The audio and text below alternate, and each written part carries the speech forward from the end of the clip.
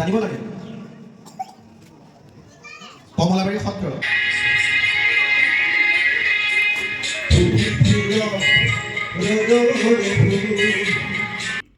নমস্কাৰ from Gyandeep YouTube চেনেলৰ পৰা আপোনালোক সকলোকে ইংৰাজী নতুন বছৰৰ শুভেচ্ছা জনাইছোঁ আৰু আমাৰ ভোগালী বিহুৰ হিয়া ভৰা উলহ জনালোঁ।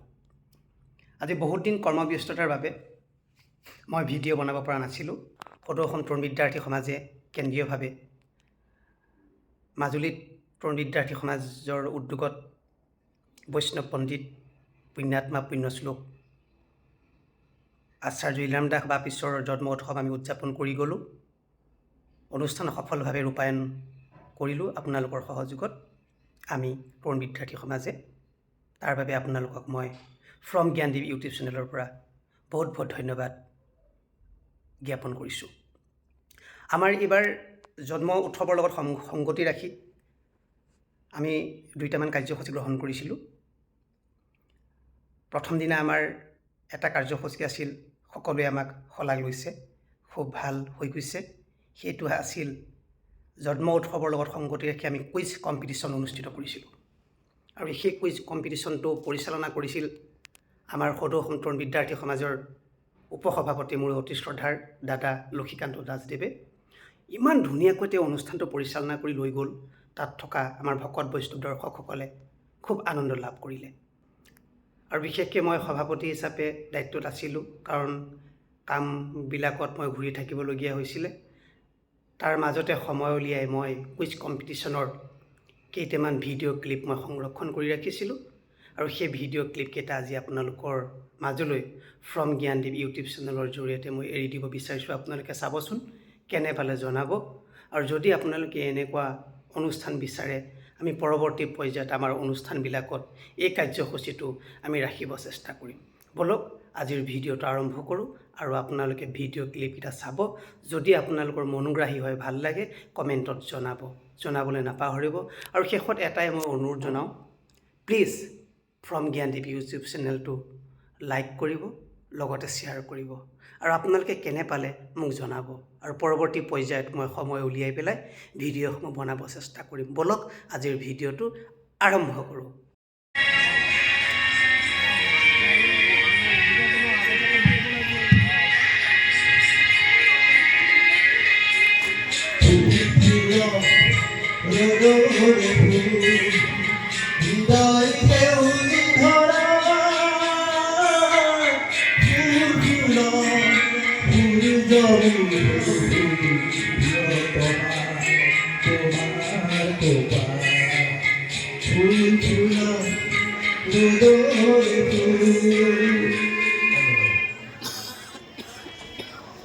এই গীতটি ডিব্ৰুগড় আকাশবাণী কেন্দ্ৰৰ পৰা এটা সময়ত খুব বাজিছিলে।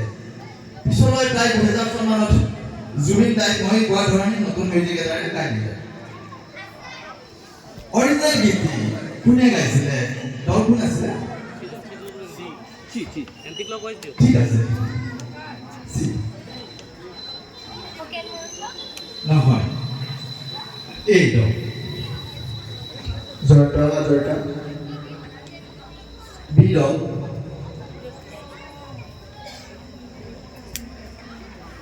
দৰ্শক কোনটো? নহয়, বৈকুণ্ঠনাথ গগৈ। এই গীতটি অৰিজিনেলি গাইছিলে বহু বছৰ আগৰ পৰা, ডিব্ৰুগড় আকাশবাণীৰ কেন্দ্ৰৰ পৰা সম্প্ৰচাৰিত হৈছিলে বৈকুণ্ঠনাথ গগৈ। খুব ভাল পাব আপোনালোকে, খালি সহযোগ কৰক। আৰু মই কৈছোঁ যে উঠি অহা তৰুণ তৰুণীসকল, যিসকলে আহি থকা 3rd গ্ৰেড 4th গ্ৰেডৰ পৰীক্ষা দিবৰ কাৰণে সাজু হৈ আছে, তেওঁলোকে সাংঘাতিক ধৰণে উপকৃত হ'ব আজি অনুষ্ঠানটো। নৃত্য গীতটো আমাৰ চলিয়ে থাকিব, নহয়নে বাৰু? চাকৰি বাকৰিবিলাকতো লাগিব আমাক, নালাগিব জানো? উঠি অহা যুৱক যুৱতীসকলক লাগিব নাই? নালাগে নেকি? লাগিব। যদি লাগে তেতিয়াহ'লে আপোনালোকে পূৰ্ণ সহযোগ কৰক। কমলাবাৰী সত্ৰ কিমান চনত স্থাপন কৰা হৈছিল নাজানা? জানা নেকি? গুগলত মাৰি চালে গম পোৱা যাব। চুইছিলে অকণমান থাকি গ'ল। কিমান চনত?